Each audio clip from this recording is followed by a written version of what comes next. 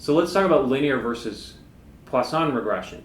So remember, in GLMs, we don't log the outcome itself, or we don't take a transformation of the outcome itself. We take a transformation of the mean of the outcome.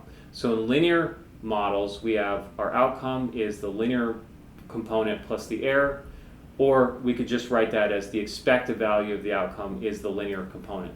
In a Poisson log linear model, it's the log of the expected outcome that is the linear part. Log of the expected number of web hits per day is B0 plus B1 times the Julian date. We could reverse that process by exponentiating both sides of that equation and just say the mean web hits per day now depends on E to the linear regression model, okay? So that's the main difference, is that we're going to assume our data is Poisson distributed with a mean, and that mean takes this form, E to the B0 plus B1 times the regressor. Okay, and that's the main difference, though it changes the interpretation a lot. We get a distribution that's much more believable for our observed outcomes, okay? And we get relative interpretations because everything's logged. Our coefficients are going to be interpreted in a relative sense, just like when we log the outcome, though we're going to avoid problems like taking logs of 0 like we had on the previous slide. Okay, now I want to reiterate, taking logs of your outcomes is actually often a very good thing to do. That's a trick that you should apply not just for count data, but in general in regression. If you have positive data, log is one of the best transformations you can do. It's extremely helpful. The coefficients remain as, if not more, interpretable on the log scale. So that's a great transformation to do. Some of the other transformations, if you square root or cube root data, then it gets hard. Okay, so let's just remind ourselves that the differences that we're looking at are now multiplicative when we transform them back to the natural scale. So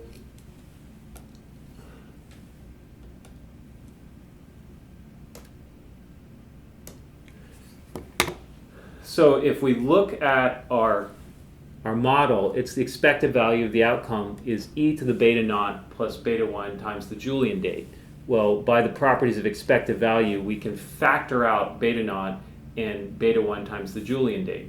Now, if we looked at what would be the expected mean for the next day, the Julian date plus 1, right? That would be e to the b0 plus b1 times Julian date plus 1, okay? So divide this by that, and you get e to the beta 1. So our coefficient, e to our slope coefficient, is interpreted as the relative increase or decrease in the mean per 1 unit change in the regressor. Okay? And so if we exponentiate our coefficient, we're going to be looking at whether or not they're close to 1. If we leave them on the log scale, we're going to be looking at whether or not they're close to 0. And again, all these interpretations, when we extend them to the multivariate setting, are just e to the beta 1 is the expected increase or decrease in relative increase or decrease in web traffic, holding the other coefficient, holding the other regressors constant. Okay? So I'm hoping at this point that most of this stuff is kind of old hat for you. Okay, so here's our fitted Poisson regression model overlaid onto our data, and you can see it actually fits pretty closely to the linear model, though it has some nice curvature to it, which is what we wanted. We could have accomplished that in our linear model by adding a squared term, of course, but it's nice to note that a simpler model with fewer coefficients seems to fit the data better. A concern often is that the variance has to equal the mean, so the variance in this case needs to go up as the mean goes up. But here, if we plot the fitted values versus the residuals, it's very clear that the variance is higher for lower mean values. That's a problem. Okay, so we need at least some way to account for the fact that the variance is not necessarily constant. There's a lot of ways to do that, and if you read in the book, one thing that we talk about are the quasi-Poisson models. This model would look at the variance being a constant multiple of the mean rather than being equal to the mean. But in this case, that doesn't appear to be the case in this case, because it looks like we have this issue where there's larger variance for lower fitted values when the Poisson model assumes the opposite. So Jeff actually had this code from this model, the sandwich, which seems like a funny name for a package, but it comes from the sandwich variance estimator, made famous by generalized estimating equations, which, by the way, was a technique that was invented here at Johns Hopkins Biostatistics by two very well-known professors here, Scott Ziegler and Kung-Yi Liang. At any rate, Jeff gives some code here for getting model agnostic standard errors. And if you read in the book, there's a little bit more discussion about this. This is a kind of a more advanced topic than we would like to delve into in this class. However, it's a very important applied topic as well. It's not just a theoretical exercise. So the main point is to do some residual plots to understand whether or not you think your model assumptions hold. Try a quasi-Poisson model, because that's a very easy thing to do in R if you think at least it holds at some level, but maybe not just in the sense of the variance being a constant multiple of the mean. But if it really fails, like in this case, then you have to dig into some other solutions. So in this case, you see here's the confidence interval on the top. If we don't do anything, if we do the model agnostic confidence interval, you get on the bottom. In this case, it actually doesn't make that big of a difference on our. It doesn't make that big of a difference between the two. And again, these are both, of course, non-exponentiated. If you wanted to exponentiate them, which, by the way, I should also mention, exponentiating for a small coefficient like this, it basically just adds 1. So probably if I were to enter this into R, this would be about 1.002, just like before, about a 2% increase on the low end being estimated, 0.21% increase estimated on the low end, point maybe at the highest possible, a 0.3% increase per day on the high end. So how do you handle rates? So I should say rates and proportions, because I like to distinguish between rates and proportions. So this is an instance where you have a count, and then you have some offset that should tell you how large or small the count should be. So, for example, if I'm counting failures of my nuclear pumps that I mentioned before, I should have more failures if I monitor them for a longer time.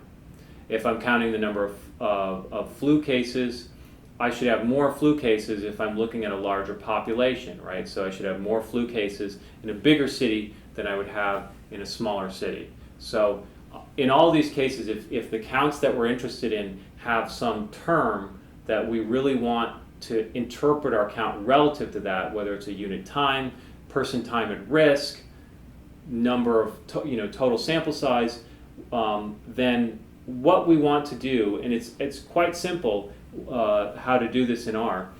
The first thing we note is that we want to actually interpret not the expected value of the outcome, but the expected value of the outcome divided by the this relative term, whether it's monitoring time, person time at risk, or whatever. So in this case, Jeff was looking at the number of web hits originating from simply statistic relative to the total number of web hits. Okay, and he wants to model that as e to the beta naught plus beta 1 times the Julian date. So he wants to model that proportion as being this log linear model. Well, if we take the log of both sides and we add, mess around a little bit, we see that we get the kind of a similar model to what we had before. We get the log of the outcome is the linear regression part, but that also, it has this log offset with no coefficient. And that, it turns out, is all you have to do to add a term to add a rate or a proportion into a Poisson GLM. You just take whatever this relative denominator count or time or whatever it is that you want to consider and add it as a log offset in your linear model. Okay, so the easy way to add this offset into our linear model is just to use the term offset equals log visits plus 1. Remember, we have to add the plus 1 because we can't take the log of 0. remember, we have to have family equals Poisson in the model statement here, and by default it assumes a log link, which is what we want. We haven't really covered any other kinds. So there's another way you can add the offset. I think you can add a plus O variable name in the actual model specification part on the right of the tilde, but this isn't just as easy to do it as an argument in the GLM function. Here, Jeff gives the difference between the GLM1 fitted rates, which was, remember, to the outcome, to the number of web hits, versus the GLM2 fitted rates, the assigned variable GLM2 fitted rates, which was the relative number of web hits originating from simply statistics. So these blue points are adjusted for the red points in a sense. And this actually shows the fitted model relative to the data. There were a lot of zeros early on, and then it took off quite a bit. But this is the fitted model. The blue line is the fitted model, and the gray points are the actual data points. So you can get more information on log linear models and multi-way tables. And another very common problem that occurs in Poisson data is when the particular number 0 occurs way more often than it should. This is called zero inflation.